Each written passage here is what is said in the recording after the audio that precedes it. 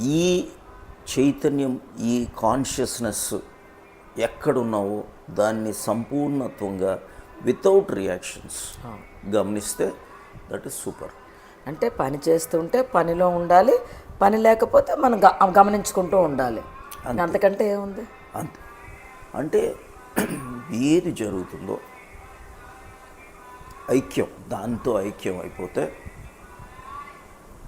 దానికి ఆలోచనలు వచ్చేస్తాయి.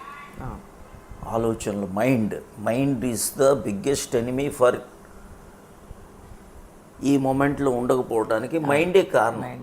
నువ్వు అన్నావే ఇందాక, గతం భవిష్యత్తు అంటే మైండ్, ఆలోచనలు. గతంలో ఆలోచనలు ఉంటాయి, భవిష్యత్తు గురించి ఆలోచనలు ఉంది. ఈ క్షణంలో ఆలోచనలు ఉండవు. సంపూర్ణ ఐక్యం ఉంటుంది. నీ హృదయం ఉంటుంది, ఆత్మ ఉంటుంది, అనుభవం ఉంటుంది, ఎక్స్పీరియన్స్ ఉంటుంది.